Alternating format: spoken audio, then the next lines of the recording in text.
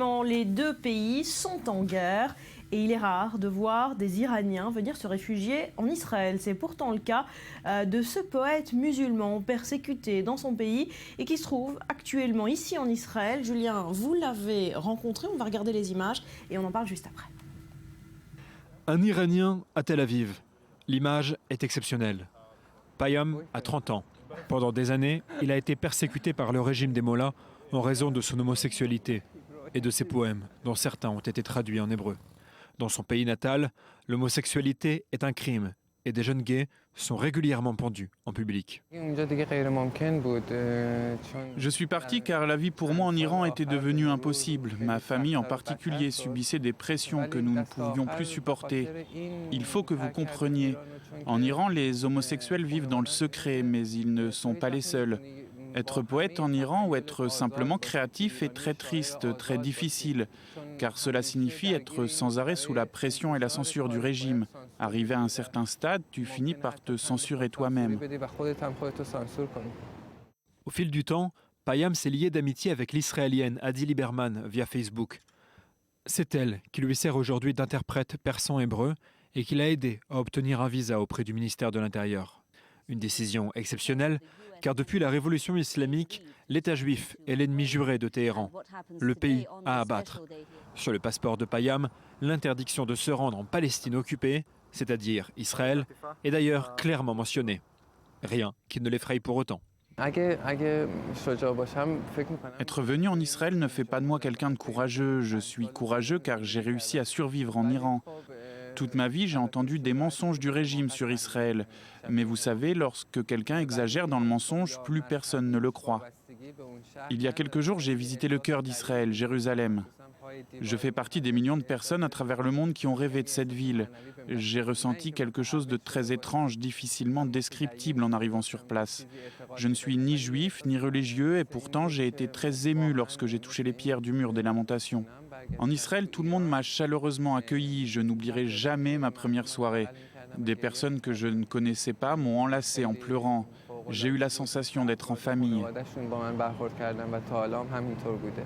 Une famille de substitution à celle abandonnée en même temps que son pays.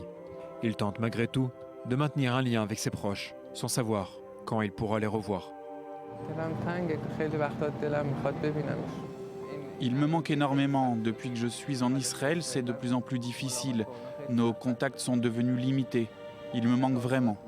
Je ne sais pas si j'aurai la chance de retourner en Iran avant ma mort, mais je sais qu'un jour les choses changeront là-bas.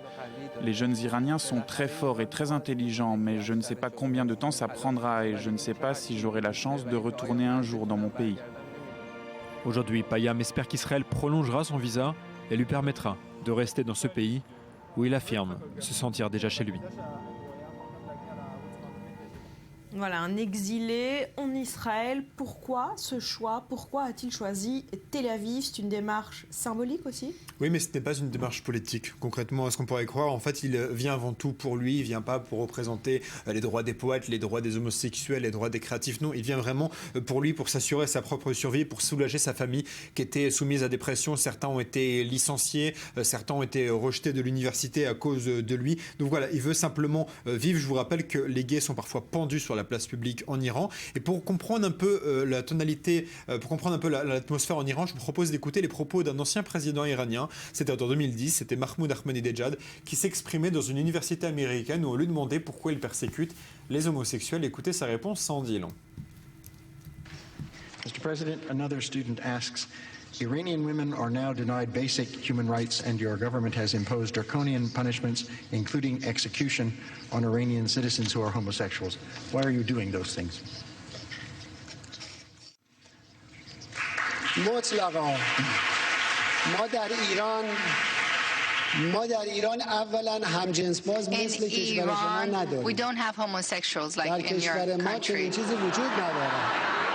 We don't have that in our country. در ایران این چیزا وجود در ایران In Iran, چنین چیزی اصلا وجود we خارجی do not نداره. have this phenomenon. I don't know who's told you that we have اما it. درباره Ouais, effectivement, ça en dit long.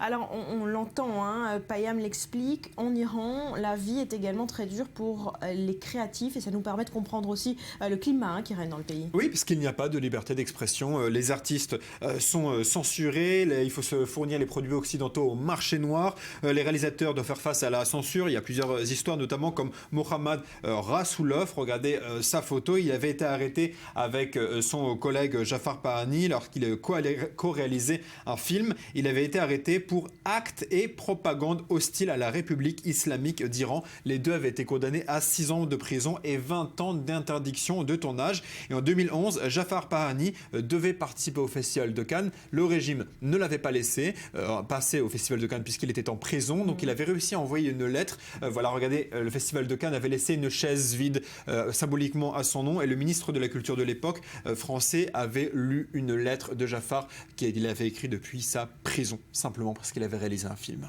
Alors, on le voit également, Payam se demande si Israël va prolonger son visa au-delà des 3 mois réguliers.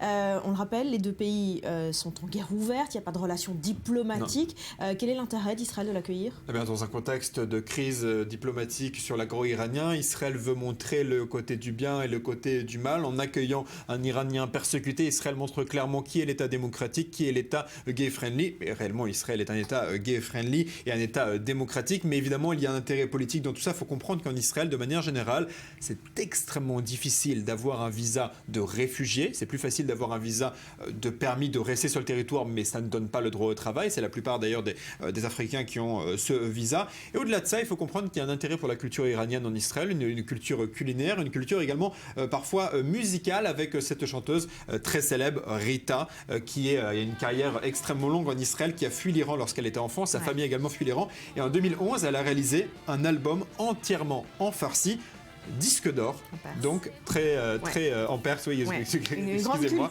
Une grande communauté iranienne voilà, en et Israël. très populaire, puisque disque d'or cet album. Merci pour ce témoignage, Julien. On va se quitter.